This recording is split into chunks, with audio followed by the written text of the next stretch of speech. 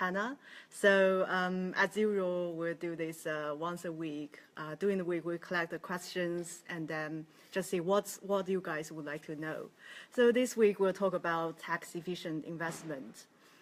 Because last week, we actually did one around IR35. It's just unfortunately quite a lot of NHS doctors or nurses, they are unable to sort of benefit from using the limited company as a vehicle to save tax, as well as some other upcoming changes like a property tax. It's become more expensive to run a buy-to-let property, as well as dividend tax changes. It has been happening last from this financial year.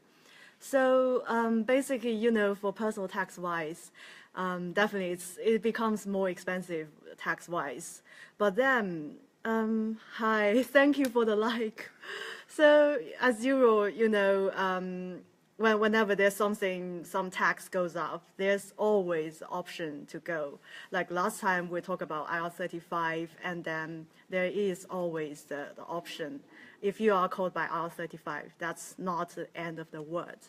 So today we have experts here. We'll have Aidan. Thank you. Here.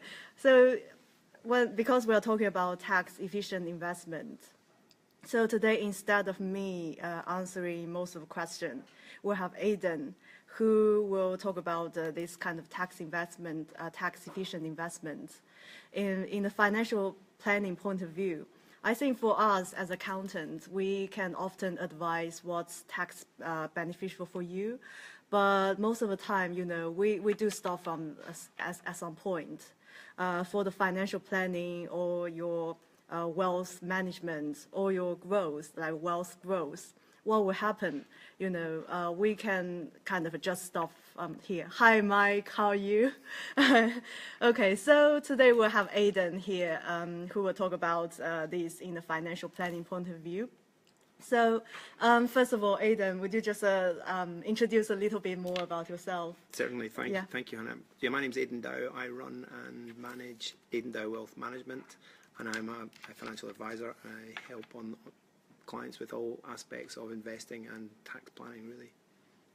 Okay, thank you. So tax planning and investment. So today's topic is about a tax-efficient investment. And perhaps, Aidan, since you're the expert on investment. Yes. So would you just have a brief on the topic, like especially it's towards the end of the tax year, and what are the options and what people can look out for?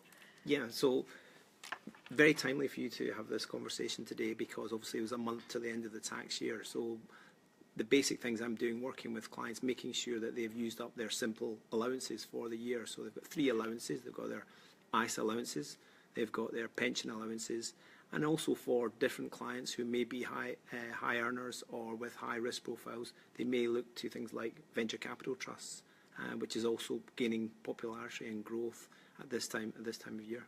Yeah, that's actually typically true. Like most of our clients, locum doctors or even just the doctors, it's very likely they earn more than 100K a year, and especially now they're losing the benefit of running as a limited company.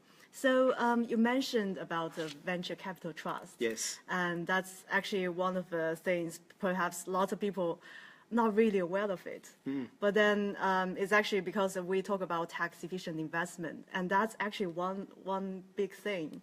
That can be one option. So would you tell us a bit more about what venture capital trust is? And Sure, Hannah. So most people invest in their pensions, and most people use their ISA allowances. But also the government started a scheme in 1995, which was just set out to encourage people to invest in smaller companies, which is the sort of lifeblood of the British economy. They employ a lot of people, but they are higher risk companies. So with that, because you're taking extra risk, and the government gives incentives for people to take on these investments, so the incentives are you get 30% tax relief on any investment you make in there, and any growth or dividends are paid out tax-free. So although they are higher risk and they're not for everybody, there are some very good incentives to invest in this way. Yeah, that sounds like really good incentive, like a tax-free dividends, And you know, initially, if you put, like, say, if you put £10,000, Yep. and then you get £3,000 back from the government. So sometimes in the past, I did mention something about some investment about this. Perhaps you can pick up, you can relate to. That's actually a venture capital trust. That's what we're talking about. So as we can see, it's not for everybody. It's not for everybody. Yeah. You've got to be careful of the risks. What I tend to do, if people can still invest them if they're not, if they're careful about how much weightings they have. So typically, for my clients, I don't encourage them to have more than 10% of their overall investable assets in venture capital trusts. Now, the reason for that is they're higher risk and they're also illiquid. So if you are investing in a venture capital trust, you have to basically view that money as being tied away and locked up with no access to it for upwards of 6 years. So that's a very important thing to remember. If you are investing, you cannot get access to the money within 6 years, really, and that's the real difference. It's not just they're high risk investments; it's actually you can't access your money. They're illiquid. Yeah, that's a really good point, because you know it's investing in the startup companies. Exactly. There is a risk over there. Yeah. And perhaps you, as you mentioned, like you only normally advise clients put 10%. That's a sort of a guideline. That's a guideline. Yeah. So if people have got other assets, other investments, they've got pensions, they've got ISAs, they may want to sort of tot up the value of them and then look at a tenth of the value of that and then possibly put that aside. But it is a specialist area, and I would advise anyone considering it to speak with an accountant or an advisor on that. Yeah, absolutely. So as we can see, there are pros and cons. So yeah, absolutely. So I think there's a question: how do you evaluate potential investment like this, in very general terms? That's a good question. How do I evaluate it? I mean, the way I would evaluate that is obviously consider it as a high risk investment for a start. There's a number of different providers that provide venture capital trusts, and your financial advisor will have met with most of them and done his due diligence on the individual ones. So it is quite difficult. Financial advisors will have met with the venture capital fund providers, and from that he will try and match the different risks with them. There's all different types. There's some that are generalists. There's some are specialists in healthcare. There's some that even specialists in the music industry or properties and things like that. So that's quite interesting, and that's why it is an exciting area of the market. You can put your own interests and your own views into the way you invest in venture capital trusts. Yeah. That's hopefully that answers your question. But by the way, Stacey, I know you are in the States. We're talking about UK, but I'm sure in the United States you will have a similar kind of investment or the incentive. So do talk to the local CPA or the local financial advisor, like equivalent profession, and to find out if you can benefit from that from your country as well. Okay, so we're back to the UK. Yes. UK side. We talk about, there are different like industry specific. So would you give us an example, like what people actually invested in? Yes. Yeah. So typically the venture capital fund managers they'll vet about 1,000 different companies.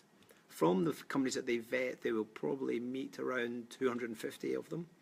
And then from the 250 that they meet, they'll make a decision and invest in possibly only 5 or 6 of them. So these investment managers are experts. They know their industry inside out, and they whistle down from a very wide range of investments into a very small number of investments. Yeah, that's how they do that. Okay, that's good. So actually, we do have a question here. It's a very good question. Do you consider minimum amount to invest? Well, there is. The government says there is minimums. The minimum amount to invest is £3,000. So that is actually the smallest you're allowed to invest on an annual basis, and you are capped on how much you can on an annual basis put in. So the maximum is £200,000. But back to your question before, Hannah, you mentioned the type of investments that are underlying the venture capital fund. So there's household names that you would recognise. So things like Zoopla. Zoopla was it started out as a venture capital and then was sold on. You've got other things like Graze. I don't know if you know the nuts that Oh, get yeah. delivered. Yeah. And those nuts started out getting capital from venture capitalists. He's actually sold that business out, and he's moved into a similar business which does the same but for dog food. So whereas the nuts, humans get bored of nuts, dogs they think is going to be probably a better industry yeah. because the dogs don't seem to get bored of the food. So that's another Yeah. interesting investment. Yeah. I don't know if you've ever been to around Berkeley Square. There was a pub called The Only Running Footman. That again was a venture Okay. capital. It was owned by a venture capitalist at one stage. So there's a real diversity of investments there. Also, I don't know if you use on Microsoft phones. There's something called SwiftKey. Oh, Again, yeah. that was funded by venture capitalists and Okay. sold out. So it's a wide range of technologies and investment types within the venture capital world. Okay, that's very interesting. You know, as we can see, there are some household names like Zoopla or Graze. You know, it's like startup company really making a difference in our lives. You know, they are Zoopla make our process of finding property easier, and Graze is basically a healthy snack subscription, and they deliver to your door. It just make our life easier and just like more beneficial. So definitely, you know, it's kind of an investment. Perhaps lots of people, when looking at this fact that you're actually contributing to something that's advance people's life. Yep. Actually, it's a very exciting thing. So because venture capital trust, when people think about these words, are they actually popular? Like how much has been invested? It's interesting. It's a very popular area, and it's grown with the reduction in pension contributions. This area has grown and becoming much more popular. So I think since 1995, when they first started, there's been about over 6 billion invested. This year, I suspect there'll be well over $500 million will go in. So there's a lot of money. There's a lot of money going into these investments. And it's providing a lot of employment within the UK economy.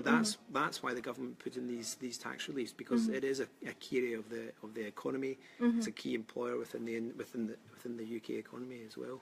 Yeah, yeah, that's actually, you know, when it comes to popularity, of course, when it comes to the term VCT, people perhaps scared about it. It's a very, very sort of a not familiar area. But when you see the bigger picture, you know, the government actually, there's a reason why government lowered the pension cap as well as the personal wise, because they just want to like encourage more people, like wealthy people, to really help the startup company. Well, it's interesting. I mean, I'm not sure the motivation for that, but they're definitely, the government is encouraging this investment in this year because of the tax relief. There's absolutely no question about that. It is an interesting area because the sort of average size of companies in the venture capital area is about 3 million assets. So typically those companies do have a high failure rate. So if you looked at the failure rate across firms of that size, it's typically about 50%. But if you're investing through a venture capital trust manager, they'll obviously, I mentioned the vetting process. They get the sort of attrition rate down to around 15 to 20%. So although that's still difficult, and that's why it's a high risk investment, obviously what happens is the companies that do well offset the fact that some of the companies do go to the wall. Yeah, yeah. So that's actually a very, very good point. Because, you know, the startup company, one side is exciting, the other side is like you are not sure if they will succeed or not. Yeah. Yeah. So actually, we do have another question. How soon you will get the tax refund? That's a very good question. Very good question. Yeah. Either myself or Aidan, we can talk about. Yeah. So what happens basically? You make an investment into VC. Say you make a £10,000 investment into a VCT, you will get a certificate, and then when you fill out your tax return, you basically tick a box and say you put £10,000 into the VCT, and that will be offsetting it on your tax return. Yeah. Yeah. So basically, that's more like, you know, for us when we process a tax return, either the VCT or like other sorts of investment, there are other kind of investment like EIS or SEIS. It's very similar. So that's typically processed by self-assessments. Of course, by in the future, government proposing making tax digital. We are not quite sure how they will proceed yet. There will be, well, the definition like the tax refund is still available. Doesn't matter what the process is. It's just a difference in process. I'm sure it will be quicker in the future. The other way we can do is if you are employed, if you don't want to fill in tax return, the other way is we can contact the HMRC that you are investing this thing and change your tax code so you get a bit more take-home pay. So that's the other way to do it. Hi, Mina. Mina is also an accountant by profession, but she's interested in this. Okay, so by the way, if you do have any questions about this tax efficient investments, do tuck into your questions so we can answer live, or even afterwards, please be free to comment on our video. If you do think anyone they can beneficial from this, be free to share. So we're here to help. Okay. So basically, we talk about all these like pros and cons, and also the process, even the process of getting this tax refund. So because it's towards the end of a financial tax year. Yes. So what would you advise if someone is looking to say they have an interest, if they're looking to know more about it, or if they're looking to have this go ahead with the sort of investment, what would you advise? Yeah, I think the first criteria, if you fall into the criteria of being a higher rate taxpayer, or then it's definitely something to consider. If you consider yourself as a high risk investor, or want a portion of your overall investments to be in a higher risk area, then this may be something for you. But I very much strongly recommend you speak to an advisor or your accountant, and they will talk to you about your personal circumstances and your tax situation, and they can put a plan together for you, and also vet some of the panels of venture capital funds that are available, and present them in a more digestible way for you. Yeah, yeah, that's good. So actually, we have another question. Do we have any comparisons from real estate investments versus a VCT? Well, that's a very good question, because actually a lot of some of the VCTs actually invest through real estate. So there's some that do care homes, do as I mentioned, bars and pubs, and healthcare facilities. So you can access real estate through VCTs. So yeah, it's difficult to compare, but some VCTs do fantastically well, and some some just aim to do very steady returns. So it's difficult to give you a straight answer on that. Yeah. Okay. Well, thanks. Well, and also thanks for the likes. Yeah, I hope you guys good really. Good question, though. Yeah. Yeah, good question. Thanks for all the good questions. And of course, Aidan has shared quite a lot of information on VCT. So apart from what we've talked about, do you have any other comments around this topic? Anything you'd like to share about this? Well, I just think it's very important. There's so many things you can do, and there's so many changes in taxation and financial planning things that is always worthwhile to have a sit down with an expert who knows these situations inside out, and I'm sure that you'll find ways that will be of significant benefit to you by speaking to your accountant or your advisor. Yeah, yeah, absolutely. So, well, thanks people for your comments. Really nice. Well, nice of you to have these comments. Yeah, absolutely. Of course, we hope this video, you find this video beneficial, you get some knowledge and information. But one thing you need to be aware is this is not a replacement of professional advice. Yes. In the end, it's the safe place to go is really go to the either accountant or financial advisor. They do work hand in hand with this, with your tax and with your investments, and really make your money to grow. So, and also like this venture capital trust, I suppose it's also the way for the future perspective. You get a tax-free dividends. Yeah, I mean, you get tax-free dividends. You get access to a part of the market which you may not get access to through your own sort of pension investments or ISA investments, and it is an exciting part of the market. It does provide some good growth if you pick the right ones. Yeah, well, thanks very much for Aidan joining us today, and thank you everyone for participating in this. If you do think anyone else you know would be beneficial from this, please be free to share.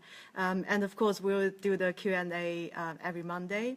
It's mostly I will answer your questions, but if anything, I think I can only start from here. Just like this episode, we'll have experts on board and to answer your questions. But as said, normally we do collect the questions during the week. So if you do have questions, please be free to get in touch, and then we will collect and we will select the most popular question so we can get your question answered. There is actually another question. Any changes? Hang on.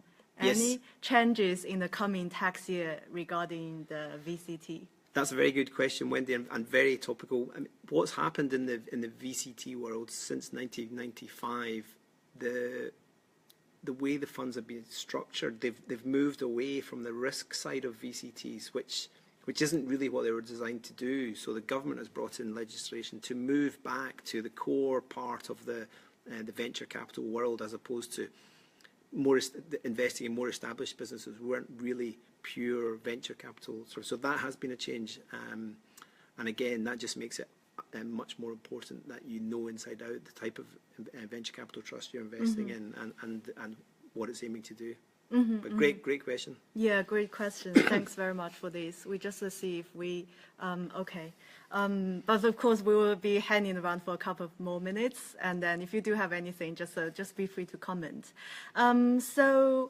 Of course, yeah, thank you very much. Of course, if you do have any further questions, the best conversation happen after the episode. And we will post on YouTube as well, and you watch a replay.